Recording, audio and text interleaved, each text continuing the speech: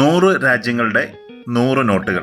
അതിൻ്റെ പാർട്ട് 2 ആണ്. Part 1 കണ്ടിട്ടില്ലാത്തവർ part 1 തീർച്ചയായിട്ടും കാണണം.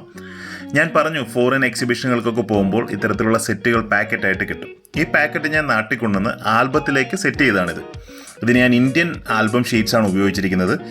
കൂടാതെ ഓരോ നോട്ടുകളും കറൻസി സ്ലീവിലിട്ടാണ് വെച്ചിരിക്കുന്നത്. കാരണം സ്ലീവിലാണ് നമ്മൾ കൺട്രിയുടെ പേരുള്ള സ്റ്റിക്കറുകൾ ഒട്ടിക്കുന്നത്. അപ്പോൾ നിങ്ങൾക്ക് എല്ലാ നോട്ടുകളിലും കാണാം കൺട്രിയുടെ പേരുള്ള സ്റ്റിക്കറുണ്ട്.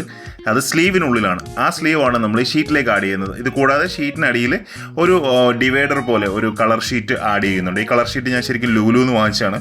ഒരു 24-26 ഷീറ്റ്സിൻ്റെ പാക്കറ്റിന് 240 രൂപയ്ക്ക് നമുക്ക് ലൂലുവിൽ കിട്ടുന്ന ഒരു സാധനമാണ് ഈ കളർ ഷീറ്റ്. കറൻസി ഷീറ്റൊന്നും ലൂലു കിട്ടില്ല. കറൻസി ഷീറ്റ് വല്ല ആവശ്യമുള്ളവരുണ്ടെങ്കിൽ തീർച്ചയായിട്ടും മെസ്സേജ് ഇടുക. എനിക്ക് അറേഞ്ച് ചെയ്ത് തരാൻ പറ്റുന്നതാണെങ്കിൽ തീർച്ചയായിട്ടും ഞാൻ ഇന്ത്യനോ അല്ലെങ്കിൽ തൈവാനോ ഒക്കെ അറേഞ്ച് ചെയ്ത് തരാം. നമുക്കറിയാവുന്ന കുറേ ഡീലേഴ്സ് കറൻസി ഷീറ്റുകൾ ആൽബങ്ങളൊക്കെ ഡീൽ ചെയ്യുന്ന ആൾക്കാരുണ്ട്. അപ്പോൾ ഇതാണ് എൻ്റെ നമ്പർ. എന്തെങ്കിലും കാര്യങ്ങളുണ്ടെങ്കിൽ തീർച്ചയായിട്ടും വാട്സപ്പ് ചെയ്യുക. താങ്ക്